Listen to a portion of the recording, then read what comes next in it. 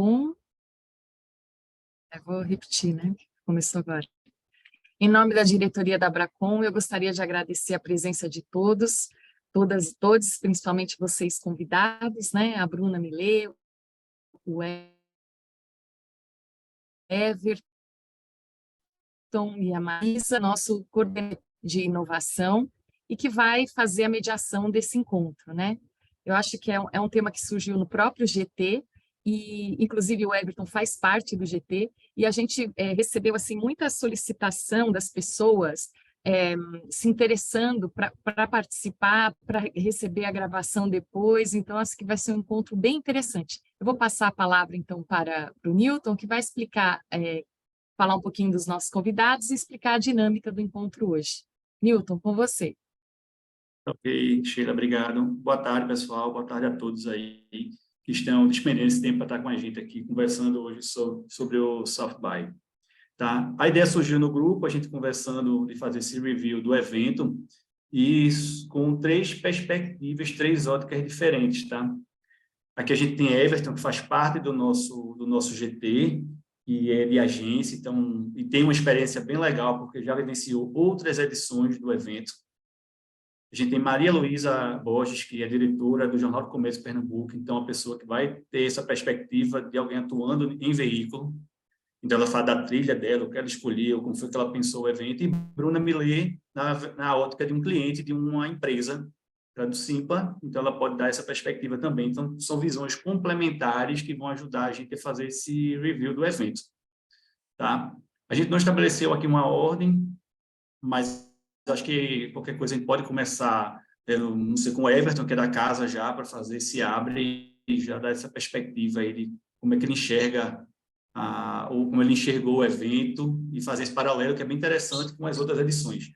O chat está aberto para quem tiver alguma dúvida, quiser perguntar alguma coisa, pode falar, escrever por lá, que eu vou, ou também comentar.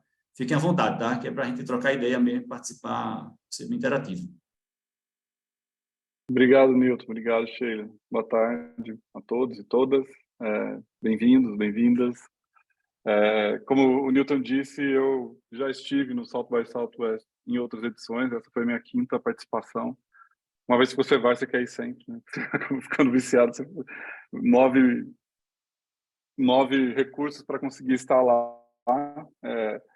Eu gosto sempre de contar um pouco do que é a história do South by Southwest, até para entender um pouco da dinâmica, né? Quando a gente olha um festival de inovação que trata de tendências acontecendo no Texas, que é um estado conservador e reconhecidamente fora do eixo comercial e de tendências dos Estados Unidos, você fala, nossa, o que será que acontece nessa cidade? Mas Austin tem essa característica de, exatamente por estar no estado como o Texas, se tornou um lugar onde ideias e inovações acontecem ao longo desses anos, principalmente pela Universidade do Texas, mas também por ter uma cena cultural bastante rica, uma cena cultural alternativa bastante rica, né? E tem o slogan da cidade é Keep Austin Weird, né? De ser um lugar weird, de ser um lugar estranho dentro do universo em que a cidade está inserida lá nos Estados Unidos. O evento foi criado em 87, né? E o grande desafio para quem vai para lá sempre é fazer escolhas, né? Porque esse ano foram 2.600 sessões e palestras, e para organizar eles dividem em eixos temáticos, né? E depois das outras experiências que eu tive, que você acaba ficando um pouco perdido, não sabe para onde ir, e acaba ficando sempre no centro ali do evento, que é no centro de convenções. Esse ano eu me organizei melhor e escolhi algumas trilhas que tem mais a ver com o meu interesse e, óbvio, o interesse de uma agência de comunicação. Só para me apresentar um pouco mais, eu sou presidente da Ágora, que é uma agência de comunicação estratégica e public affairs, mas eu também lidero aqui no Brasil um ecossistema de comunicação e marketing que reúne outras agências de criatividade, de pesquisa, de inovação e de contact center. Então, eu fui muito com essa visão de entender a visão de design, de como a tecnologia e a inovação impactam os negócios, mas também o impacto na sociedade, no consumidor, no cidadão. E eu fui com um outro colega, e fiz essa terceira apresentação que eu faço sobre South by Southwest, mas que foi com uma outra visão, que foi com a visão de jornalista. Ele foi cobrindo o evento pela GoEd, e é sempre legal que você vai com alguém, você vai trocando experiência. O dia a dia no evento durante o dia você vai em muitas palestras, muitas conferências, em workshops, e no final do dia é aquele momento que você vai trocar ideias com os colegas e conhecer pessoas do mundo todo. Esse ano foram 125 países, pelos números lá do South by, 70 mil inscritos, e uma grande diferença é que a delegação brasileira foi a segunda maior delegação, né, de outros países. Depois dos Estados Unidos, os brasileiros estavam lá em grande quantidade. Eu percebi uma mudança grande no perfil do evento e até na cidade, né? A cidade mudou bastante da primeira vez que eu fui. Era uma cidade média, com características muito específicas do interior dos Estados Unidos, e agora é uma cidade em pujança, assim, com vários prédios sendo erguidos, né? Inclusive um dos bairros lá que era o lugar onde tinha os food trucks e as pessoas iam beber cerveja e comer churrasco, hoje é um canteiro de obras com prédios gigantes sendo erguidos. Eu notei essa diferença no começo, eu tomei até um susto, porque eu estava acostumado com aquela coisa de ir para uma cidade interiorana e ficar andando pelas ruas, e aí cheguei lá e tinha esses grandes prédios já que subiram durante a pandemia, surgiram esses grandes prédios. Mas isso não mudou em nada o evento. Eu foquei na trilha de civic engagement, né, que é o engajamento cívico, em mudanças climáticas, a indústria da mídia, na indústria do advertising brand, né, de publicidade, da propaganda e da experiência de marca, e em design. Eu tenho uma formação de design também, eu queria olhar a visão de design especificamente, que é um tema bastante conectado com tecnologia, não o design criativo, mas o design, a visão de design, design thinking, enfim, design estratégico. O evento aconteceu no momento da grande discussão do surgimento do AI generativo e o acesso ao ChatGPT e outras ferramentas, né? Então, em todos os painéis, de alguma forma, isso foi discutido. O que eu achei interessante, é uma perspectiva minha, depois as colegas também têm as visões delas, é que a gente estava discutindo o impacto na sociedade mais do que a tecnologia em si, a tecnologia aplicada. Isso tem um lado positivo, porque você acaba se tornando mais filosófico sobre o impacto do AI. Dos principais painéis, dos mais esperados, é o painel da Amy Webb, né, que ela apresenta um estudo que ela faz já há bastante tempo sobre tecnologia, e a palavra que ficou quando a gente fala de AI é o prompt, que é como a gente dá o comando para a inteligência artificial nos devolver algo. E essa é o grande trigger, e eu gostei bastante disso. Acho que tem muito a ver com nosso trabalho em comunicação, é como a gente vai usar o AI para o bem, para melhorar a nossa vida. A Imweb tem uma visão negativa e uma visão positiva. A visão negativa é que a gente não vai ter muita escolha ao conteúdo em que nós vamos ter acesso, uma vez que a curadoria do conteúdo e das informações em que nós vamos consumir vem da inteligência artificial, e como a inteligência artificial ela é comandada pelos nossos comportamentos, e ela deu um exemplo muito legal. Se eu quiser assistir um episódio de Friends e der o comando para minha TV e falo, quero assistir um episódio de Friends, ela vai me apresentar o episódio de Friends, que é o episódio relacionado àquele momento meu, e não necessariamente o episódio que eu quero ver.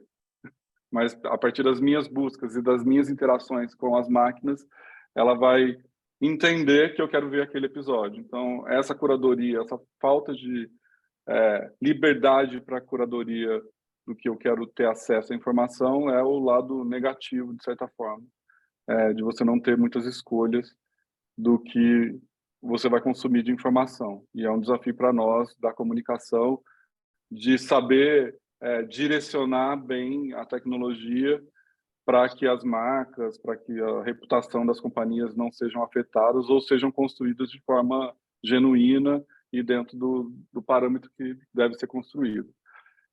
Um outro estudo, um outro painel bastante conhecido no South by South é do John Maeda, que é um estudioso de design e tecnologia, que todo ano ele apresenta o design report dele, e ele também tem uma visão bem legal, que é a visão de você poder escolher, e aqui tem uma frase dele que eu acho legal, você vai escolher exatamente o que você quer usar da AI, né? E para simplificar a sua vida, e não para complicar. E me fala do tempo, Newton, porque eu estou perdido aqui, não estou vendo todo mundo. Eu separei também algumas coisas interessantes não relacionadas à AI, até para mudar um pouco o viés e como a gente acabou ficando chato, que tudo que você ia lá no South by era sobre AI, mas essa visão de analisar o impacto da tecnologia com outros conhecimentos, e eu fui em alguns painéis de antropólogos, sociólogos, etnógrafos, é um desafio bastante interessante para as companhias e para o mundo, né? Como colocar na mesa, e eu acho que isso conecta muito com o nosso dia a dia, outras visões, além da de comunicação, e esse painel que eu fui de uma antropóloga, um etnógrafo e um sociólogo, foi muito legal, assim, porque as empresas estão contratando esses especialistas para ter uma outra perspectiva que não é essa perspectiva tecnicista e quase automática do impacto da tecnologia. E eu adorei esse painel porque primeiro que ele começou da seguinte forma: você chegava lá, eles davam óculos 3D para você e todo mundo vai entrar numa palestra com óculos 3D, o que eles vão mostrar? E aí o cara falava, não, vamos todos levantar, fazer uma ginástica, agora pode tirar o óculos que a gente não vai usar, a gente vai falar do humano. Vamos falar muito mais do humano do que da tecnologia em si. E foram painéis que falaram exatamente disso, qual é o nosso papel, e acho que conecta também, de novo, com a nossa atividade, e essa visão do humano, o algo que não é previsível, né? Que a gente nunca sabe o que vai acontecer com as interações humanas, né? Entre públicos, entre pessoas, entre companhias, é mais necessário agora que a gente tenha o acesso fácil à tecnologia por qualquer cidadão, por qualquer indivíduo. Então, colocar no palco o impacto humano foi o que mais me chamou a atenção. Assim, eu fui em um outro painel de algumas pessoas de tribos indígenas americanas que fizeram essa relação bem interessante, né? Uma vez que a gente está hiperconectado, que nós estamos tendo acesso a tanta informação, voltar para trás e entender as culturas ancestrais pode ser um caminho para resolver grande parte dos impactos causados pela tecnologia, como saúde mental, o ódio, né, que o ódio ele também é patrocinado pela tecnologia. Um outro painel que eu fui específico de mídia, de 3 ONGs que estudam o ódio nas redes sociais, né, e como que os eventos de massacres de pessoas vulneráveis acontecem e são organizados pelas redes sociais, pelo Facebook, pelo Instagram, e qual o papel das grandes big techs nesse impacto, nesses eventos extremos do ódio, leva a gente a refletir também qual é o papel das empresas, dos anunciantes, em patrocinar o ódio. É uma perspectiva bastante quase que complexa, mas que faz todo sentido, uma vez que não é só a plataforma que tem responsabilidade, é também quem financia as plataformas. Então, deveria estar na mesa, todos os atores deveriam estar na mesa de alguma forma discutindo o ódio na internet. Também busquei, em uma outra trilha de emergência climática e de engajamento coletivo, painéis que falam sobre ESG, né? Vamos aqui usar o termo do momento, mas não só isso, né? Sobre o papel das empresas e entender o novo momento do mundo. Um dos grandes painéis, que é o do fundador da Patagônia, do CEO da Patagônia, foi um dos mais concorridos, foi muito legal. Eu não sei se a Bruna e a professora Maria Luísa foram, mas foi um painel para você ficar pensando sobre como é possível uma empresa se encaixar no mundo atual e pensar o capitalismo com uma outra visão. A gente se emociona quando você vê o exemplo da Patagônia, mas, ao mesmo tempo, você volta para casa e fala assim, nossa, como que a gente vai mudar a cabeça das empresas para chegar em um modelo como esse, com o ESG na essência, como principal objetivo de negócio da companhia. Eu, como atendo uma empresa de entretenimento, também fui olhar as ativações, né? Na cidade toda, muitas ativações acontecem, principalmente para lançamento de filmes e de séries. Isso também é uma experiência interessante. Muitos streamings lançando suas séries e tem lá o carpete vermelho com as premieres de alguns filmes. O que mais me chamou a atenção neste caso é que cada vez mais as três trilhas, né, os três pilares do evento, eles estão cada vez mais próximos. O cinema, o interactive, que é a tecnologia, e a música se conectam cada vez mais. E um dos painéis que mais me chamou a atenção foi um painel de uma série que foi lançada lá, que é uma série acho que é da Paramount. Olha, eu não lembro o streaming, mas é uma série bem interessante. É da Paramount.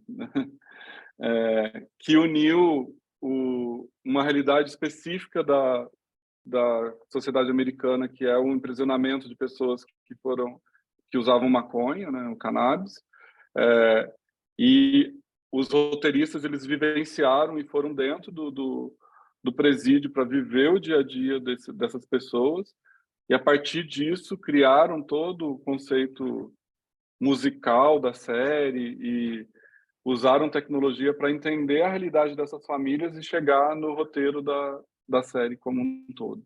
Então, existe cada vez menos, assim como na nossa vida de comunicação, marketing, pesquisa e tudo mais, essas linhas que separam o roteirista da trilha sonora e da realidade da sociedade, elas não existem, né? E a gente pode usar a tecnologia para melhorar e facilitar essas conexões todas. Enfim, quatro grandes, tentando resumir, né? Porque é muita coisa, a gente sai de lá com um pouco mais de cabelo branco e com um pouco mais de ansiedade do que a gente já tem, mas quatro reflexões é que a tecnologia ela vai nos ultrapassar, não é uma condição, não é algo que a gente tem que questionar, ela vai nos ultrapassar e a gente vai conviver com ela sim ou sim, não é uma escolha. Existe um ponto de não retorno em relação ao clima. O que nós temos que fazer não é tentar voltar ao que era antes, mas amenizar os impactos das mudanças climáticas, e esse papel nosso de refletir sobre os impactos e não achar que é uma coisa linda e fazer peças de comunicação que não são genuínas, dizendo que uma empresa está salvando o mundo. Não está salvando o mundo, ela só está amenizando o seu impacto, porque o impacto existe. O poder das experiências, né? Depois da pandemia e de tudo que a gente passou, a tecnologia, sim, ela é necessária, mas esse contato humano, esse momento, a life real experience, né? O real life experience, desculpa, são experiências reais de poder olhar no olho no olho, de interagir humano com humano, volta com uma força ainda maior do que era antes. Existe uma sede por desconectar, e que a saída ela é coletiva, ela é diversa e cooperativa. Tem uma frase que no vídeo dos 50 anos da Patagônia eu achei fantástico, que tenho usado desde que eu cheguei de lá, toda hora, toda reunião eu termino, eu trago para reflexão. Se a gente quer chegar, se a gente quer ir longe, a gente vai sozinho. Desculpe, se a gente quer ir rápido, a gente vai sozinho. Se a gente quer ir longe, a gente vai juntos.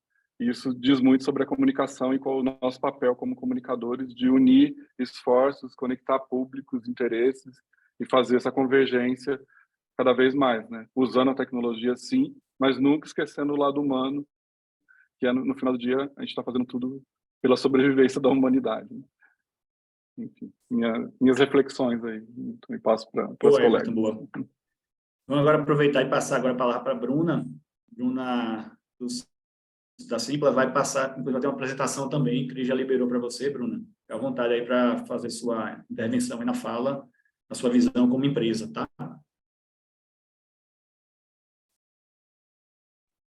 Todo mundo para variar. Obrigada. Na verdade, eu até estava com uma apresentação aqui, mas eu acho que vai ser mais fácil a gente seguir no bate-papo, como está aqui, como o Everton seguiu, e eu vou usar uns conteúdos como guia. O que eu acho que é importante, antes de tudo, é a gente falar do tamanho do South By, porque isso é uma coisa que eu não tinha noção antes de eu ir.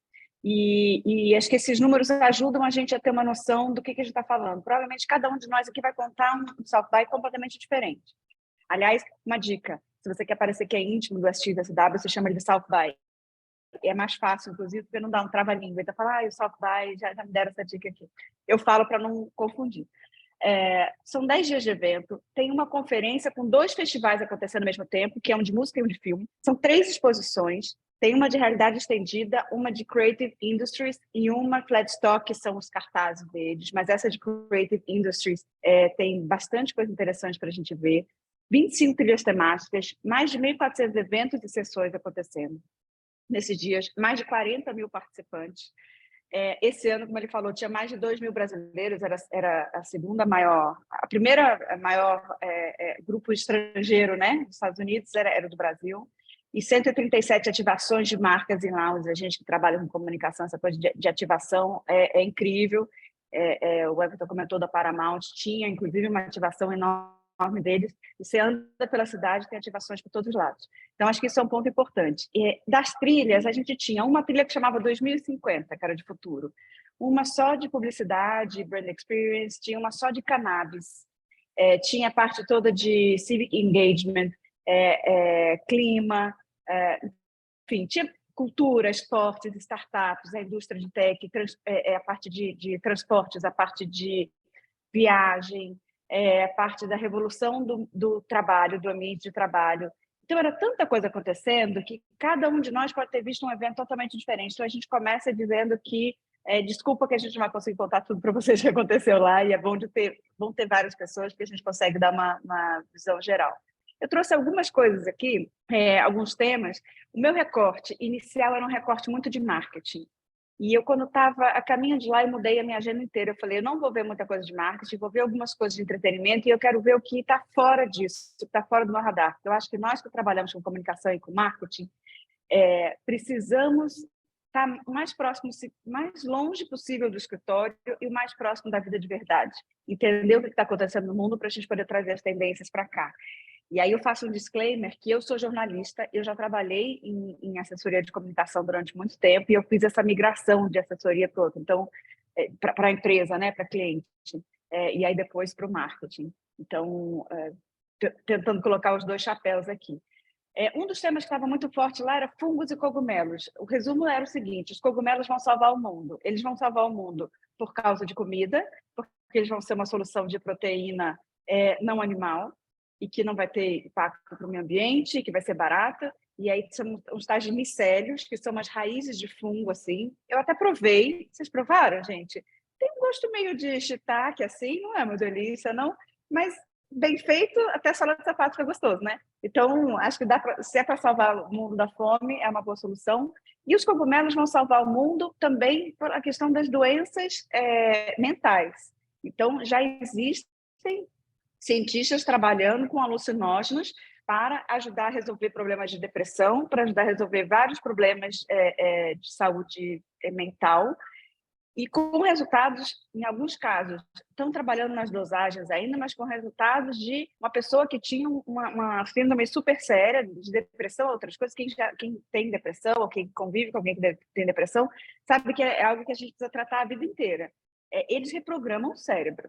Que os cientistas estavam dizendo lá, não era a indústria farmacêutica dizendo, eram os cientistas que trabalham com isso. A gente está utilizando alucinógenos para reprogramar o cérebro, e você pode deixar de ser uma pessoa depressiva e várias outras questões de saúde mental. Então, para mim é uma revolução, assim, a gente parecia que a gente estava andando um pouco em Woodstock, mas eles voltaram super à moda. O metaverso também é outro que voltou à moda. Tinha gente que falava que o metaverso acabou, e tinha gente dizendo que o metaverso nem começou ainda. A conclusão que eu saí de lá é que o IA a inteligência artificial vai ser muito mais rápida do que se pensava e o metaverso muito mais lento do que se pensava. Até porque eu acho que o metaverso ainda depende dessa coisa de óculos, etc. E que as gerações que estão mais acostumadas com isso, os gamers, a geração Z, vão ter muito mais facilidade com isso do que a gente de colocar esse óculos que o Everton falou, que nos gera um estranhamento. Não sei se vocês já utilizaram, recomendo fortemente testar, porque o mundo, né, caminha para isso e a gente que trabalha em comunicação precisa estar atento a essas coisas. Eu comprei um óculos desse, o meu filho que era para ele. Mentira, era para eu poder ficar atualizado nesse negócio. E quando você põe aquilo e começa a lutar com o Darth Vader, dá um medo danado do Darth Vader, gente, porque ele é enorme, você está ali dentro daquele ambiente. E muitas indústrias vão ser muito impactadas com isso. A minha indústria de eventos, a indústria de turismo vai ser muito impactada pelas possibilidades de realidade virtual. Então, a forma de contar histórias vai mudar muito. Eu vi documentários em realidade virtual sendo criados lá, fiz até um artigo sobre como essa questão da experiência estendida pode ajudar muito na empatia. A coisa mais bonita que eu vi, duas coisas lindas lá. Tem uma foto minha chorando. Uma é uma experiência de realidade virtual que você se sente como uma criança autista. E eu vi uma mãe de uma criança autista saindo aos prantos, eu me emociono falando, porque ela saiu aos prantos, ela falou, pela primeira vez eu entendi como é que meu filho se sente, porque ela se sentia com ele, quando a pessoa saía de lá, ele sentia que estava num ambiente escuro, aí quando ela voltava, a criança sentia que tinha asa, era um negócio lindo, gente, vale a pena ver. E isso está disponível, inclusive, nas lojas do Meta, para quem conseguiu um óculos para experimentar. E a outra era uma experiência também de realidade virtual, que eu vesti uma roupa com vários sensores, e aí você se olha no óculos, e era para entender como é que uma pessoa transgênero se sente. E eu era um homem na projeção. E ganhou o prêmio, né? Foi incrível, eu fiz uma campanha para eles ganharem. E aí eu me olhava e dizia, gente, mas esse corpo não é meu. E aí você se mexe, e eu confesso para vocês, eu sempre achei, eu nunca entendi por que as pessoas trans tinham um jeito afeminado mesmo, será que era proposital ou não era? Aí quando eu andava, era uma mulher andando dentro de um corpo de homem, então era super afeminado, não é intencional ou sem ser intencional, é porque você a sua essência está ali. E eu sempre fui muito, muito ligada a essa causa, mas aquilo, mesmo eu sendo ligada à causa, aquilo me tocou de uma maneira, eu falei, gente, que injustiça obrigar as pessoas a não poderem se expressar. Então, a conclusão que eu tive dessas questões todas de realidade virtual, realidade estendida, é que essa vai ser uma ferramenta poderosíssima para a gente contar histórias e para a gente gerar empatia, para fazer realmente a pessoa se sentir, calçar os sapatos do outro. Vi da Ucrânia também era super emocionante, você vendo lugares da Ucrânia destruídos e as pessoas, os sobreviventes aparecendo do lado. Eu só chorei esse dia, gente, eu saía de olho vermelho de lá. Mas são experiências que são bastante marcantes. Aí, uma outra coisa que me chamou bastante atenção é uma nova medicina. Existe uma nova medicina surgindo que daqui a 20 anos, quando os nossos filhos e netos estiverem falando assim, é verdade que antigamente ia fazer uma cirurgia e vocês não tinham nenhum suporte virtual, vocês não tinham um assistente virtual, vocês não operavam o Digital Twin, que eles criaram agora, o Digital Twin, então o Everton vai ter uma versão dele no metaverso digital, com as mesmas veias, com o coração. O médico não vai fazer uma cirurgia dele como faz em qualquer coração. Ele vai operar treinando no coração do Everton. Se der certo, ele abre o Everton. Se não der certo, ele não abre. Ele vai testar no Digital Twin até a técnica funcionar. Então, daqui a 20 anos, eles vão dizer, gente, a medicina que vocês faziam em 2023 era medieval. E tomara que aconteça isso mesmo, porque vai ser muito bom para todo mundo, né? Mas a gente está numa fase, assim, de realmente uma mudança enorme. Hoje em dia, tem as BICs, que são Brain Computer Interfaces, que eu testei, inclusive, lá. Você chegava na frente de uma mão biônica e você com o cérebro mandava nela e ela abria e fechava. Tinha coisas que você, de acordo com o movimento dos seus olhos, ele já ia interpretando o seu comportamento. enfim, várias tecnologias que vão mudar bastante a maneira como a gente conta a história e, no ponto de vista de medicina, vão melhorar muito a vida das pessoas. Hoje em dia, já existe tecnologia para você criar um rim em laboratório. Isso pode acabar com a fila de transplante. Pensa a vida de quantas pessoas isso pode impactar. Então, a tecnologia realmente vai ajudar muito. E as pessoas vão viver 100 anos, né? Já estão vivas as pessoas, já está viva a primeira geração que vai viver 100 anos. Eu tenho uma avó de 105 que é viva e lúcida, maravilhosa, mas ela é uma exceção. E a gente precisa, a nossa medicina vai ter que, né, melhorar para que a gente possa viver com qualidade de vida esse tempo. Uma outra coisa são os wearables ápticos, que são... a gente tem esses reloginhos, né, da Apple Watch, da Samsung, etc. Isso vai evoluir muito para coisas que você veste e que você sente sensação. Então, tem uma máquina lá, que é um colete que você põe, e aí uma pessoa abraça uma almofada de um lado do mundo e você sente aquele abraço do outro lado. E esses wearables que dão sensações, que dão tato, que dão olfato, que usam outros sentidos da gente, não só a visão, vão fazer com que a experiência seja muito mais forte. A questão de comunidade vai estar fortíssima, então eles até levaram alguns exemplos lá, eu vi algumas palestras, exemplos, por exemplo, daquela marca Forever 21, né, de fast fashion, que eles estão construindo coleções com as comunidades deles. E eles usam muito o ambiente de games para fazer essas comunidades, então eles constroem junto. Agora, se o Newton participou da elaboração de uma camiseta, imagina se o Newton não vai comprar aquela camiseta, né? Vai comprar para ele, a mãe dele vai comprar, vai mostrar, o irmão. Então, isso ajuda, inclusive, no consumo e você coloca as suas preferências. Então, a tendência é que a gente vá muito além do social listening, de ouvir o que as pessoas estão falando da gente e interagir com elas. A gente vai co-criar. Isso é alguma coisa que poucas marcas sabem fazer, mas que vai ser algo bastante poderoso, principalmente com a entrada de geração Z no mercado. A questão toda de creators economy, novas mídias, isso vai afetar muito a publicidade, a performance, toda a questão de privacidade digital, inclusive, vai afetar muito a maneira como se faz o marketing digital. E aí é uma boa notícia, eu acho que para quem está aqui, porque contar boas histórias vai voltar, já é hoje muito importante, mas vai ser cada vez mais importante, porque as marcas vão ter que ter as suas próprias audiências, não tão intermediadas pelas plataformas. Os creators vão estar cada vez mais contando histórias, e aí nada como um bom jornalista, um RP, para poder criar histórias verossímeis. A gente aprende isso desde sempre. Então, acho que isso vai ser algo bastante poderoso para esse mercado aqui.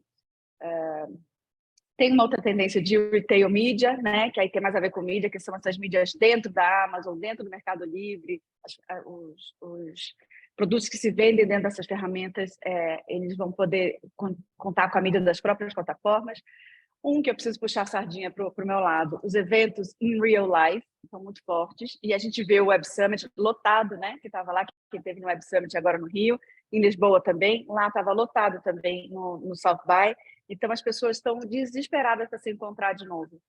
E a tendência dos eventos na vida real, eles voltem a acontecer, eles estão a todo vapor, mas que tem uma camada de serviço de digital aí, que vai também transformar a experiência. Então, acho que para todos nós, a gente pode pensar como é que eu posso colocar uma camada de serviço, de tecnologia no que eu estiver fazendo, na minha história, no meu release, que vai poder ajudar a contar essa história. Acho que isso é bastante forte. E, enfim, a questão que é tudo sobre o humano, né? O Everton já trouxe, acho que isso muito bem. Tem muita tecnologia, mas no final das contas é sobre o humano. A inteligência artificial generativa foi a grande coqueluche. Eu assisti várias palestras sobre isso. Acho que tinha a questão toda do trabalho do conhecimento, vai acabar, a gente vai perder ou não. Vai ter muito chat GPT escrevendo texto, infelizmente. Ele até que está escrevendo razoavelmente direitinho, mas ele vai ser nosso assistente. Então, a gente escreve e a gente vai melhorando esse texto. Acho que aí é um caminho que vai ser positivo no sentido de a gente ganhar tempo. Do prompt que ele falou, a questão da inteligência artificial quântica, né? Quando a gente junta a computação quântica com isso, vai ficar muito mais poderoso ainda, vai ser muito mais rápido. Por isso que dizem que a inteligência artificial ela vai crescer uma velocidade muito maior do que a gente está esperando aqui. Então, comecem a fazer os prompts de vocês, gente. Vai testando, brinca com isso, usa o Midjourney para criar layouts que vocês precisem, usa essas ferramentas para criar vídeo, porque a gente precisa se habituar a fazer isso, porque quem não se habituar vai ficar de fora muito rápido. Então, inclusive, a Amy Webb estava comentando que quem não tiver inteligência artificial, não souber usar a inteligência artificial, isso, em muito pouco tempo, vai ser como a diferença entre quem nasceu pobre e nasceu rico, em termos de oportunidades. Vai ser uma desigualdade enorme. Então, acho que isso é super importante.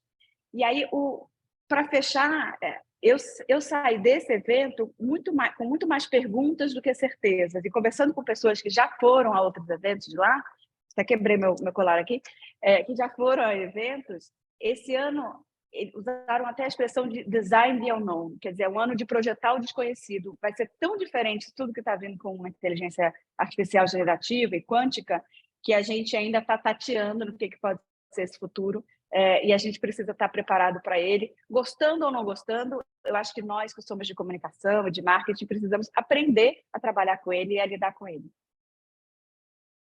Obrigado, Bruna, pela participação e sua visão do evento. E aí é legal porque você já citou um pouquinho do Web Summit e Maria, na pré-conversa aqui antes da gente abrir a sala, comentou que vai fazer um paralelo sobre os dois eventos. Então, a gente já fecha com Maria Luísa Borges, falando da visão dela dentro do South by. Também quero ser íntimo, então vou usar esse termo também. E fazem um paralelo com o Web Summit. Ok, Maria, com você aí.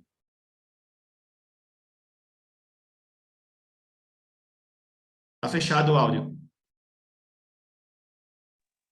Perdoem. Quem me apresentou ao termo South by foi o cara do Uber, porque eu estava também pronunciando South by, Southwest, ele fez South by for everyone, ok? Então, a gente aprendeu no Uber. Eu queria só contextualizar. Primeiro, agradecer demais a fala de Everton e a fala da Bruna, porque eu concordo piamente. Cada pessoa tem uma South by para chamar de sua. Ela não é um evento único para todas. A trilha que você escolhe não é a trilha que a pessoa escolheu, a fila que você pegou não é a fila do cara do lado. A South by é muito sobre fila, né? Que filas vale a pena você pegar ou não, que hora vale a pena queimar um compromisso porque você sabe que aquela palestra ali é imperdível e vai estar super lotada. Então, são coisas que você vai aprendendo à medida que o dia vai passando. Eu queria só primeiro dizer que ir para a South by, eu não fui para a South by como representante de uma indústria de mídia. Eu fui por minha conta, eu e uma outra colega aqui do jornal, a Mirela Martins, a gente juntou os caraminguais e parcelou a passagem e acabou assim indo para a conferência como algo que fosse algum investimento na nossa vida, não necessariamente na nossa carreira. E aí eu super concordo com a frase da Bruna. Indústria de evento, gente, as pessoas estão com secura de se ver. O Web Summit foi isso, acho que a South by, em 2022, eles já tentaram fazer um evento presencial, mas não teve toda a adesão que você teve agora. Esse ano foi uma explosão e eu acho que a Web Summit de Lisboa vai ser outra explosão. O que a gente percebe é que as pessoas, de fato, estão atrás de se ver. Eu vi eu e Mirella ficamos assim meio enlouquecidas nos primeiros dias, porque a gente fica, né? A gente é muito impactado, Mirella caiu no choro, porque a palestra que ela queria ver estava lotada, a segunda também estava lotada, e ela não tinha plano C, enfim. A gente tem que lidar com essa frustração também, mas foi, e eu acho que é um investimento que vale e valeu muito a pena ter feito. Uma coisa que na saída, na volta, eu assisti uma espécie de um resumão, né, que até a GoEds fez, e aí o Everton citou o trabalho do pessoal, que é um trabalho bem legal.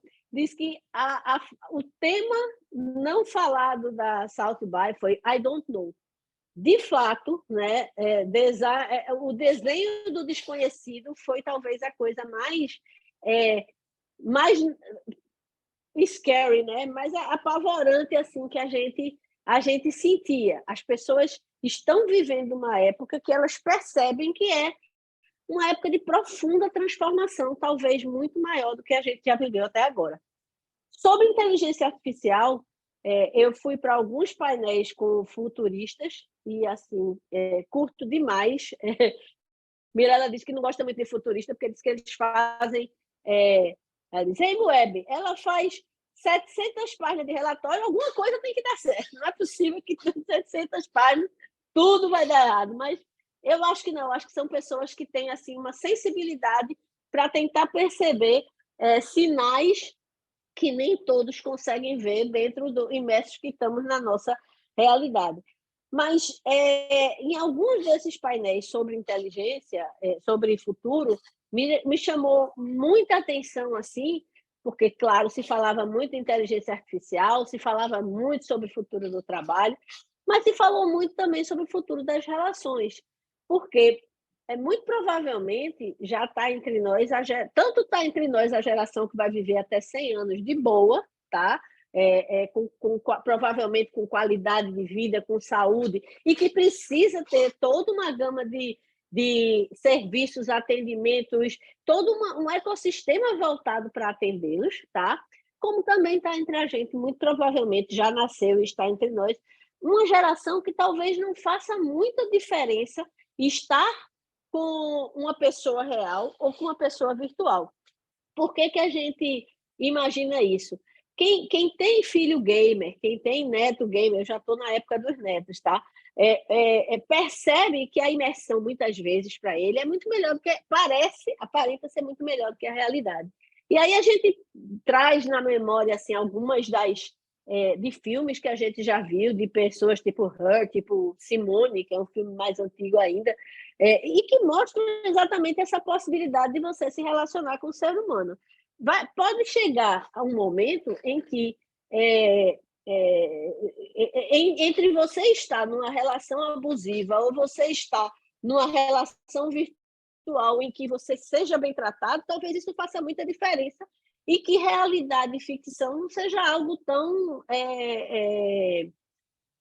dividido na cabeça dessa geração que está aí, né? Os alfa estão aí já, e eles têm uma forma de lidar com o presencial, o remoto, o virtual, o físico, que é, muito provavelmente, bem mais nativa ou bem mais naturalizada do que a gente. Então, essa reflexão eu vi numa palestra super concorrida, é uma palestra que eu tive que ir para a segunda apresentação dela, que eu perdi a primeira, que foi uma breve história do futuro, né? Eu fiquei bem impressionada, porque a palestra estava lotada a primeira, a palestra lotou o segundo, um bocado de gente deixou de ver, e eu já revi essa palestra de casa, que é uma coisa, aliás, que eu super recomendo, se alguém tiver tempo de bobeira aí, gostar de ouvir um podcast, uma coisa. Se você entra no site da South by, as principais palestras estão disponíveis e você pode ouvi-la e você pode fazer o recap do que aconteceu lá. Então, a breve história do futuro, ela está lá, né? Ela me impactou muito, né? E Mike Bechtel super recomendo se alguém tiver um tempinho para ouvir, porque ele fala de futuro de trabalho, ele fala sobre computação quântica, né? Inclusive, eu nunca tinha entendido exatamente qual é a diferença entre a computação quântica e a computação que a gente tem hoje, né? A gente vive na era da computação matemática, né? 0, 1, 0, 1, 0, 1 é um somatório de números que, quando são um somatório digital, né? Que quando você processa tudo, você tem um resultado ali do lado. Para você processar essa sequência de 0 1, a depender da velocidade, da capacidade de processamento do seu computador, isso pode levar um bom tempo, às vezes horas, às vezes até dias, para que determinado output saia daquele processamento. Com a computação quântica, essa noção deixa de existir. Tudo acontece em real time. Você não precisa ter uma sequência de 0 a 1, porque ele lida com os estados da matéria. No momento que isso se popularizar, basicamente todas as senhas que a gente tem hoje, elas deixam de acontecer, elas deixam de ter qualquer sentido. Elas serão quebradas em fração de segundo, porque basicamente todas as combinações possíveis podem ser feitas num instante e simultaneamente. Então, é isso que a computação quântica, quando se popularizar, vai trazer, e vai, muito provavelmente, mudar totalmente tudo que a gente faz hoje, né? Acabou delay, acabou tempo de processamento, vai ser como é que eu posso dizer? Eu não sei nem se a minha geração está preparada para viver esse momento. O que é que acontece hoje com a computação quântica? Ela precisa de elementos muito específicos para que ela funcione. Ela precisa que o computador esteja, por exemplo, no vácuo, que o computador esteja, por exemplo, perto do zero absoluto, e que é uma temperatura super fria, menos 373 Celsius, se eu não estiver dizendo nada, é uma temperatura super baixa. Então, e aí são condições tão especiais que um computador quântico hoje, para trabalhar, digamos assim, ele precisa de uma quantidade de energia enorme para que aquelas condições sejam simuladas aqui dentro do planeta Terra. Mas a gente tem atalhos, por exemplo, os chineses estão levando os computadores quânticos para o espaço, porque lá eles já conseguem as condições ideais com muito menos gasto de energia do que aqui no planeta Terra. Então, assim, estamos prestes a gente está no meio de uma revolução grande, que eu diria que é o embarque da inteligência artificial na vida de todas as pessoas. Não foi outra coisa senão isso que aconteceu com o ChatGPT. O ChatGPT, a gente teve lá, logo no primeiro dia do evento, ou foi no primeiro ou no segundo, agora acho que no segundo dia do evento, um dos fundadores da OpenAI, que é a empresa responsável pelo ChatGPT e pela DALL-E, né, que foi também uma ferramenta de inteligência artificial que trabalha com imagens, né, criando imagens, que foi o Greg Brockman. E esse cara, ele participou de uma sessão assim, super engraçada, digamos assim, e ele diz, olha, o ChatGPT, na verdade, ele não tem nada que seja que não existisse já há um bom tempo. O que ele tinha era uma interface, o que ele tem, né? É uma interface muito fácil, uma forma muito intuitiva das pessoas se relacionarem com ele. Quem aqui não usa o WhatsApp? Quem aqui nunca usou um chat, um Messenger ou qualquer outra coisa? Então, ele se apresentava para nós, humanos comuns. Eu, pelo menos, sou uma humana bem humilde e eu diria assim, até serei sempre uma híbrida no ambiente da tecnologia, né? Eu nasci no século XX, eu fui para a aula de jornalismo. Espera aí, né, gente? Porque eu acabei de derrubar um negócio aqui, desculpa. Eu fui para aula, eu aprendi jornalismo numa banca de escola em máquina de escrever na década de 80. Então, assim, eu sou uma pessoa que fica tentando transitar, mas eu vou ser sempre uma estrangeira, né? Eu vou ter sempre sotaque híbrido nessa terra digital, porque eu não nasci nesse mundo, né? A forma como eu vou lidar vai ser sempre uma forma não nativa, por mais fluência que eu tenha, eu jamais serei nativa. Então, o que é que o ChatGPT fez? Entregou uma forma extremamente intuitiva, de fácil adesão, e aí ele conseguiu, em 2 meses, 100 milhões de usuários, que foi assim o que o TikTok levou 9 meses para chegar. Então, nunca houve um sistema, uma ferramenta que conseguisse uma quantidade de inscritos num tempo recorde como esse, e quanto mais gente tem lá conversando com aquele prompt, né, para usar a palavra que maravilhosamente Everton usou, e basicamente a gente está falando de prompt, quanto mais gente usa aquele prompt, mais gente vai estar treinando aquela inteligência artificial, que hoje ainda tem muita falha, que hoje ainda precisa ser checada, você não pode pegar aquelas informações da fé de ofício, mas que é um assombro que você faça perguntas e a máquina lhe responda da forma mais natural, como se do outro lado tivesse um ser humano. Então, o ChatGPT, como o próprio Greg disse, eu não tenho a melhor tecnologia do mundo. O que eu fiz foi uma interface simples que todo mundo entendeu o que é que tinha que fazer e se assombrou com o resultado. Então, de novembro para cá, eu acho que essa atenção exacerbada à inteligência artificial é porque, de repente, todo mundo viu que ela estava entre nós. Ela, há muito tempo que ela já era parte da nossa realidade. Eu até falei sobre isso na Web Summit. O que, para mim, como jornalista, o que para algumas pessoas parecia, poxa, que coisa incrível, IA generativa, que coisa legal conversar com a máquina, o que parecia ser uma coisa bem, como é que eu posso dizer? O que parecia ser uma grande novidade, na verdade, já está embarcado em zilhões de sistemas, né? Na Web Summit, mais de 500 startups, e era difícil você passar por uma mesa lá, conversar com um daqueles guris que estavam desenvolvendo alguma coisa que já não estivesse trabalhando com inteligência artificial há anos, né? Que já não tivesse aquilo embarcado em ferramentas que você fica pensando, poxa, porque eu não pensei nisso. Coisas simples, mas que fazem toda a diferença no dia a dia. I don't know, já falei.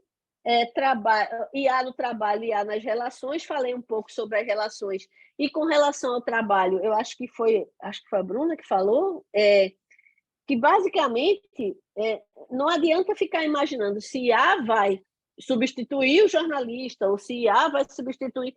Na verdade, o seu emprego você vai ser substituído por quem saiba usar a IA da forma mais assertiva, porque ela é realidade. Não adianta, eu vi que a Wired, por exemplo, há muito tempo que já tem até um protocolo que proíbe, é bem restritiva a autorização para uso de IA para fazer matéria e tudo mais. Só que, basicamente, sendo bem racional, bem realista, eu, pelo menos, não tenho nenhuma capacidade de saber hoje se um texto que um repórter meu, que está lá no home office trabalhando, foi escrito por ele, ou foi escrito pelo ChatGPT, ou Midjourney, ou quem quer que seja. Ser transparente e ser honesto com o que você está fazendo é uma premissa para que você trabalhe com jornalismo. Então, é extremamente importante que você deixe muito claro se aquilo que você está falando teve assistência ou não. Mas eu imagino que vai chegar um momento em que praticamente não vai ter nada sem assistência de IA. Né? Vai chegar... a gente usa uma ferramenta aqui, dentro do sistema, Jornal do Comércio, chamada Marfil, que faz 15 dias que eles simplesmente fizeram um novo onboarding mundial da ferramenta, porque eles incorporaram o IA em todas as funcionalidades da Marfil. Então, como é que eu vou saber se aquele card que foi produzido para a rede social com base numa matéria, se aquele título foi dado por um IA ou se aquele título foi dado pelo meu repórter? Eu jamais vou saber, sendo muito honesto. Eu não tenho como saber, eu não tenho mais como, não tem mais como ser controlável esse grau de exposição que a indústria criativa, de uma maneira geral, está com relação à IA hoje. Pedir o melhor título, você acabou de fazer seu texto, você dizer, escreva um título para isso aí, com 70 caracteres e destaque a palavra-chave e tal. Cara, ele vai fazer muito melhor que você, muito mais rápido. E eu não vou saber se foi você que fez o título da sua matéria ou se foi o ChatGPT. Então, eu acho que hoje ela está embarcada, quer a gente queira admitir ou não. A gente teve uma conversa, eu e Mirella, quando a gente voltou, a gente fez uma roda de conversa aqui na empresa com gente de vários setores. E uma coisa que geralmente, quando a gente fazia algum tipo de conversa desse tipo, era uma coisa mais restrita a nosso meio, que nós somos jornalistas, nós trabalhamos com a operação de mídia, e geralmente ficava... E aí eu fui no RH e disse, me ajude, porque eu não quero que vá só jornalista, só gente como a gente para essa sala. Eu quero que você diga ao pessoal da limpeza, diga aos vigilantes, diga ao pessoal do marketing, diga ao pessoal do comercial, que a gente quer conversar sobre uma série de coisas que a gente viu e trocar umas ideias. E foi ótimo, porque assim, eu fiquei super feliz, porque a sala era a sala mais representativa de todas as instâncias dessa empresa que eu poderia supor, tanto que a gente repetiu de tarde para que quem tivesse largado pudesse fazer também. Foi bem legal e, basicamente, já está entre nós, não tem muito como a gente impor muitos limites, porque eu acho que é uma realidade que já faz parte de toda a vida criativa. Eu só queria chamar, para não me alongar muito, porque eu vi que já são 15 horas, né, já estourou nosso tempo, eu queria só falar um pouquinho da privacidade de dados. A palestra da Brittany Kaiser me impactou muito, ela é aquela estrela daquele documentário Privacidade Hackeada, a mulher que denunciou o escândalo da Cambridge Analytica, e ela defende dados são propriedade sua, eles têm que ser tratados como tal. No momento em que os legisladores entenderem que quem usa seu dado ou paga ou lhe dá alguma recompensa por ele, e se usar mal tem que obrigatoriamente indenizar por isso, esse asset vai ser finalmente respeitado. Ela diz, você não deixa sua casa aberta, com a luz acesa e vai embora. Por que você faz isso com os seus dados? Por que você faz isso com as suas informações mais preciosas? Quem você é, por onde você anda, com quem você se relaciona, o que é que você faz quando está sozinho, você e seu celular? Por que isso você acha que não é um bem, não é uma propriedade? Então, e por fim, para concluir, fiquei muito impressionada como o cripto virou um termo quase proibido, né? A gente tinha, uma semana antes da South By, teve a quebra lá do banco, né? Do Vale do Silício, e aí estava meio assim, todo mundo, né, tinha já tido o caso da FTX, né, que também tinha tido todo um esquema denunciado e tudo mais, e uma semana antes a história do Banco do Vale do Silício. Então, cripto estava meio por baixo, né, se falando pouco e se falando meio que como algo, eu não diria proibido, mas assim, algo extremamente arriscado. Eu acho que é todo um setor, porque toda uma economia se gerou a partir dos criptoativos, né? Tanto a tecnologia blockchain, que já tem alguns anos que se popularizou, mas principalmente as criptomoedas, por conta dos escândalos recentes, que vai ter que se reinventar se quiser voltar a ter, digamos assim, eu não sei se a palavra é respeito, mas se quer voltar a ter credibilidade no mercado financeiro. Eu acho que são algumas coisas que me impactaram. Obrigado, Maria. A gente aqui já está no avançado da hora, né? Já passou do nosso prazo. A conversa foi tão boa que a gente teve um pico de 33 pessoas e agora veio baixar para 31, então, ou seja, todo mundo ficou o tempo todo conectado. A gente tem uma pergunta aqui de Ana Patrícia Galvão, da AP Comunicação, que eu acho que a gente pode fechar. Quem quiser dos 3 convidados falar, fique à vontade, mas assim, uma respostinha curta para a gente poder finalizar o evento. Ela botou aqui, qual a análise com relação aos impactos na comunicação, na conexão das marcas com consumidores e novos negócios? Isso pensando em press, em PR, em marketing, influência, etc. Quem se habilita, e se todos quiserem falar também, fiquem à vontade, para a gente fechar Eu aí uma sugiro o respostinha. Everton, não sei se vocês acham, mas é a pessoa. Nossa, é uma pergunta bem desafiadora, né? Porque são muitas as reflexões, mas o que eu diria que a principal mensagem, olhando todo o debate, e como a Bruna e a Maria Luísa falaram, o humano é o resgate, né? Como que a gente resgata a essência do humano dentro da tecnologia? Como que a gente entende, usa a tecnologia como ferramenta e não como meio, como elemento principal, mas entender o que as pessoas esperam do dia a dia, do universo, e entrar nessa conversa por aí.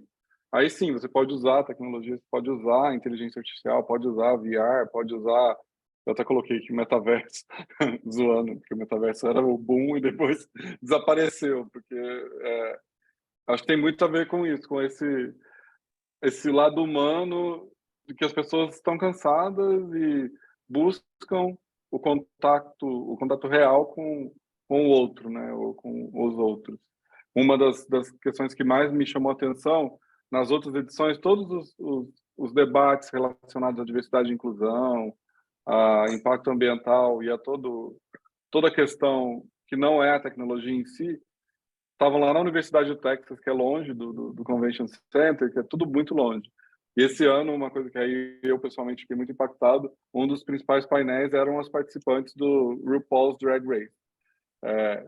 E falou muito do impacto do show do RuPaul's Drag Race, do RuPaul's Drag Race, que deu voz a meninos e meninas que estavam isolados em suas casas, sem poder ser representados, sem poder ter representatividade, e um show como o RuPaul, esse acesso à tecnologia e esse lugar de poder usar a internet, as redes sociais, enfim, qualquer outro meio tecnológico para poder se ver representado é o caminho, assim, né? Então eu fiquei muito impactado, porque era um show isolado, um show que passava numa TV a cabo minúscula no interior dos Estados Unidos, e de repente, por conta das redes sociais e do caminho que a tecnologia permitiu que o conteúdo fizesse, se tornou um show global que deu voz para muitas pessoas que eram minorizadas e não se viam representadas, né? Então, temas que antes eram só tratados pela imprensa tradicional e que tinham um espaço limitado, hoje você dá voz para diversas outras causas, diversos outros lugares e que não podiam estar nesse debate. E eu acho que as marcas têm que entender isso, têm que entender onde estão essas conversas, quais são as conversas relevantes, que realmente fazem sentido para suas audiências. A tecnologia a tecnologia como um habilitador, né, Everton? Não como um fim. Acho que isso é importante. Agora, eu vou ser a chata aqui, que humano é o que vale, é o que é importante, é o que gera valor, mas, gente, a gente precisa aprender a trabalhar com esse bicho. A gente precisa aprender a fazer clipping, né? Assim, tudo que é manual, assim, a gente precisa melhorar o processo. A gente consegue utilizar aí para melhorar o clipping, para fazer criação de texto, para fazer criação de apresentação. E aí a gente vai melhorando, a gente dá um toque. Até porque quem trabalha com a AI já viu que ela mente às vezes, né? Eles não chamam de mentira, eles chamam de alucinações. Eu acho engraçado esse nome que dão. Chama alucinação. Então, se você não sabe o que é, a alucinação passa. Um exercício. Recomendo que todos vocês perguntem para o chat GPT quem são vocês. Eu fiz, quem é Bruna Millet? Aí ela pergunta, eu não sou uma pessoa famosa, então ela não sabe quem é. Me dá uma dica. Bruna Millet trabalha com isso, tal. Ele cria um texto para mim, uma parte é verdade, uma parte não é. É a alucinação ali. E quem não conhece a Bruna acha que é tudo verdade. Mas você leva para terapia, né, Bruna? Exatamente. Mas assim, vídeo, a gente pode criar muito isso. A gente pode criar apresentações lindas, muito mais rápido. Então, eu acho que, inclusive, a barra vai subir em relação à exigência disso, porque qualquer menino da escola consegue fazer uma apresentação linda. Então, a gente precisa começar a fazer isso. Usem as ferramentas, não tenham medo disso, porque com medo ou sem medo, ela está chegando. Então, é melhor que vocês encarem. Todos nós.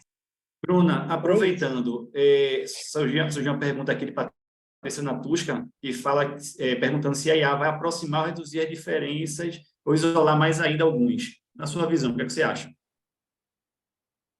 Essa é a pergunta do milhão, Patrícia. Eu sou uma otimista, então eu vou dizer que ela vai ajudar a aproximar, né? Quando eu falei a questão da empatia, eu acho que ela ajuda, ela pode ajudar, depende de como a gente vai usar. E aí o humano que vai estar utilizando essa tecnologia vai ter que saber fazer isso. Vão ter casos que ela vai afastar mais ainda. Mas eu, como otimista, prefiro achar que e o espírito do South by é muito isso, né? As pessoas vão lá num espírito de como é que a gente vai fazer impacto positivo no mundo. E nós todos aqui podemos fazer esse impacto. Então, a gente que está aqui tem certeza que vai tentar usar a tecnologia mais para aproximar. Maravilha. E, para fechar, surgiu mais uma pergunta aqui da Ana Patrícia Galvão, que acho que tem mais a ver com Maria Luísa. Ela pergunta assim, como você entende as relações entre fonte, sistema de comunicação e o fluxo da notícia? o fazer comunicação e a conexão entre a sociedade diante do que você viu no South by. Complexo, hein? A gente, durante muito tempo, a gente foi talvez a principal voz a falar de notícia, né? Eu acho que Everton se referiu, isso foi passado. A gente viveu e ainda vive uma era em que os influencers ganharam uma enorme importância nessa intermediação, e a gente pode estar caminhando para uma era em que não faça mais nenhum sentido ser influencer, né? Porque quando você vê um algoritmo como o do TikTok, que é totalmente focado nos interesses e não nas pessoas, e que você é conduzido a partir daquilo que você gosta e não das pessoas de quem você gosta, né, você pode estar, de fato, vivendo o começo de uma nova era da forma de se comunicar com as pessoas, né, marcas e seu público. Eu resgato um pouco do que disse o Everton. Eu acho que é muito importante a conexão com o propósito. Não adianta você, marca X, tentar fingir o que você não é. Entenda qual é o seu propósito, entenda qual é a sua comunidade. Essa foi uma lição que se falou muito lá, né? Você muitas vezes nem sabe, mas já tem embaixadores da sua marca agindo em seu nome e você sequer os conhece. Então, tente entender quem são esses seus brand lovers, essas pessoas que já estão com você e que já meio que lhe ajudam nesse meio de campo, e tente se conectar com elas. Agora, não vale mentir, não vale fingir que você não vale porque você quer fazer um relatório de sustentabilidade no final do ano e botar aquilo como ação.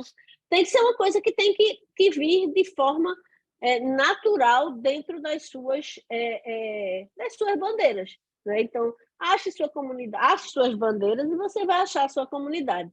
Conecte com ela e você vai conseguir falar. Qual o papel da mídia nisso? A mídia, ela é a mídia que eu falo, eu não estou falando de social media, eu estou falando da imprensa tradicional, que é da onde eu venho, né? Assim, é a minha origem, é onde eu estou até hoje, toda a minha história é muito...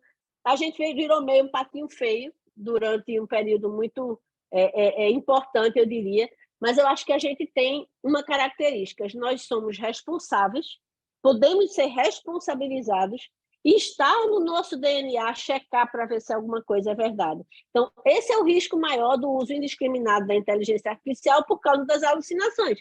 Tudo tem que ser checado, você tem que estar... na hora que você faz determinada na publicação, você está dando fé de ofício, você está fazendo com que todas as pessoas...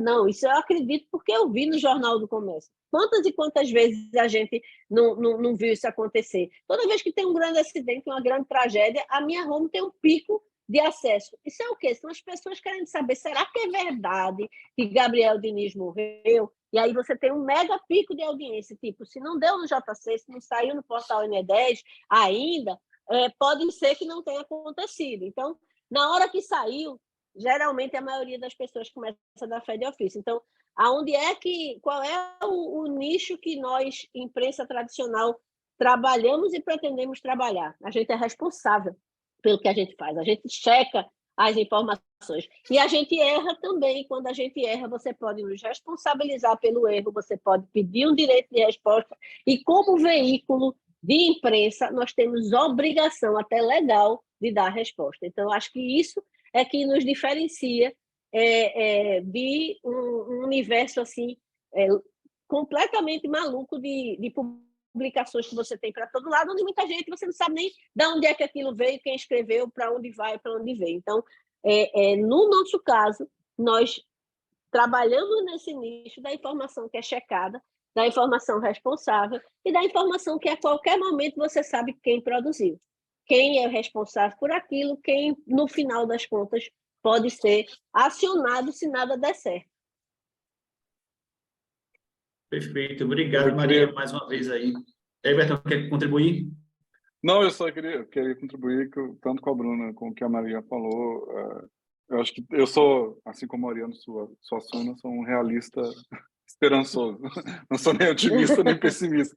Eu sou um realista de que tudo isso que está acontecendo, todas essas mudanças, elas demandam uma mobilização grande e nós, como comunicólogos, relações públicas, jornalistas, publicitários, a gente tem um papel essencial de entender as tecnologias, como a Bruna disse, e não excluir nada, nenhuma experiência, nem dos jovens que estão surgindo, nem a experiência da imprensa tradicional, que tem o compromisso e tem a ciência de produzir informação com credibilidade. Todo mundo tem que sentar na mesa e encontrar alternativas para regular, porque se não tiver regulação, vira terra de ninguém e aí vira uma grande confusão, né? Então, a regulação precisa acontecer com um debate entre todas as partes envolvidas, né? E nós, como comunicólogos que entendemos todos os públicos e todas as audiências, a gente pode facilitar essa conversa, né? No final do dia, uma boa conversa resolve grande parte dos impactos e conflitos. E obrigado pela oportunidade de, mais uma vez, de falar com todo mundo. Valeu, Everton, obrigado. Acho que agora a gente encerra aqui. Queria agora agradecer mais uma vez todo mundo, assim, a audiência está permanente, a conversa foi boa, fluiu super bem. Esse é o evento, o conteúdo do evento fez jus ao nome do evento, né, do Insight, então todo mundo sai aqui com muitas ideias, muitas coisas para pensar. Foi muito bom ter a presença dessas três visões, que são complementares e ajudam a gente a, quem não foi para o evento, entender um pouquinho, um pedacinho do que foi. Sheila, você quer finalizar aí? Você como nossa diretora. Só para oficializar o fim, né? Como eu diria, o desfecho, né? Porque esse assunto não vai se encerrar, né? A gente só pegou aqui um pedaço do fluxo dessa discussão que está aí, continua, né? No Web Summit e nas nossas vidas diárias aí, lidando com a tecnologia, com a criatividade e com o humano. Eu queria agradecer a nossa audiência também, as pessoas que estiveram aqui conosco hoje, na sexta-feira, né? Aqui em São Paulo, ensolarada, não sei como está em Pernambuco. Também aos nossos convidados, né? A Maria Luísa, a Bruna, o Everton, que assim também compartilharam conosco um encantamento, né? Eu acho que todos vocês falaram assim com essa motivação e eu acho que isso mas não deixaram de colocar as questões críticas, vamos dizer assim, do evento e de tudo que foi colocado lá e que vocês viram. E agradecer também ao Newton, né? E ao GT de Inovação, por pensar em compartilhar esse conhecimento e essas visões com as outras associadas, né, representantes de outras agências associadas da Abracom e com o público, porque esse foi um evento aberto e nós vamos disponibilizá-lo. Então, muito obrigada, uma boa tarde a todos, todas e todos, e vamos continuando, né, firmes e fortes. Valeu, pessoal. Obrigada, valeu demais. Obrigado, gente. Obrigada. Foi um prazer essas feras aqui, Maria Luísa, Everton, Sheila, Newton. Obrigada, gente. Gente, vamos fazer uma foto? Será que dá tempo? O pessoal já está abandonando. Bora. Isso. Quem puder abrir a câmera aí. A Cris pode fazer a foto? Cadê Cris? Estou aqui, só um minutinho, por favor. O pessoal já sextou, gente. Todo mundo com uma cerveja na mão. Por aí. Falta tanto para eu sextar. Fez a foto? Alguém vai abrir a latinha, a gente fala com a Era água. só um minutinho, o Pegou a computador Tati? travou. Conseguiu? Espera aí, tá abrindo. Vou relaxar o Carregando. sorriso, Cris. Agora vai, era só um minutinho.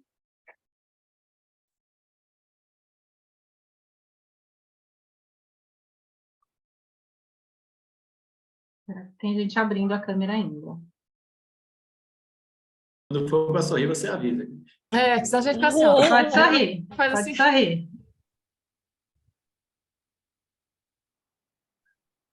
Tá gravando.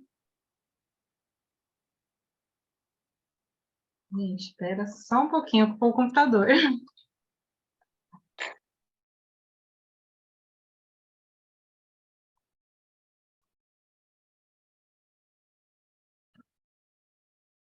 Pronto. Beleza. Então é isso, pessoal. Um bom fim de semana para vocês. Obrigado. Bom fim, Obrigada, até Valeu, mais. pessoal. Um abraço. também. Obrigado aí a todo mundo. Até mais. Obrigada, gente. Tchau. Tchau. Tchau, tchau. Tchau.